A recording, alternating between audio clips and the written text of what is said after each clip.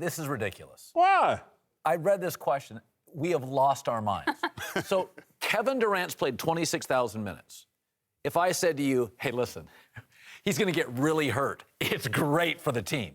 This team's dynasty continues if for the next 3 years Durant plays 75 games, right? Yep. Kevin Durant got hurt. It's his, third injury.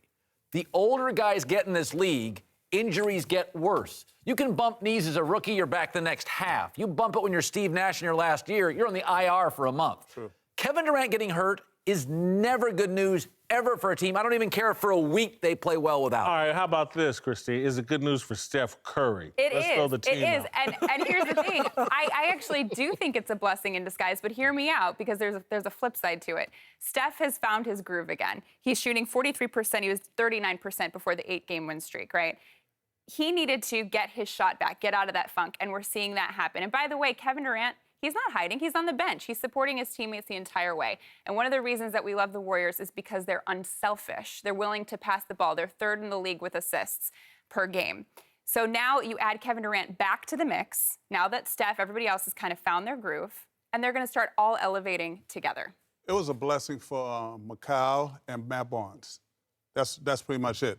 To your point, it did help Steph Curry a little bit because once they got over the initial shock of, oh, my God, he's hurt, then they realized, okay, it's not, season ending, so they got back to winning basketball. But Matt Barnes and Macau were the two guys I think that benefited the most because it allowed them to get extensive minutes to play and get comfortable. And that's where it's going to help them. Him coming back, he's going to flow right back into it, I believe.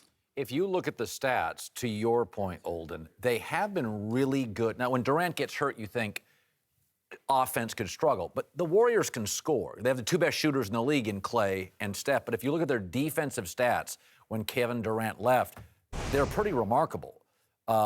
Field goal percentages, steals, blocks, first, second, and third in the league. So to your point, bench guys got minutes, guys who were pretty good defensive players. Everybody, when Kevin left, had to go, okay, because defense about effort. You could kind of coast when you've got Steph and Clay and Durant you can kind of coast. So their defense improved without Durant. Their defense intensity improved. Their defense intensity improved. Their stats improved. But you're never better. So it did help the team. But a lot of other things happen within that team, too.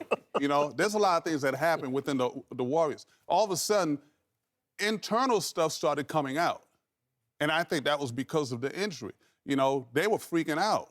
Iguodala making the statements he made, a year ago, 2 years ago, he wasn't making those kind of statements publicly. Well, they're and I think that made a difference as well. It helped the team defensively, so it helped the team.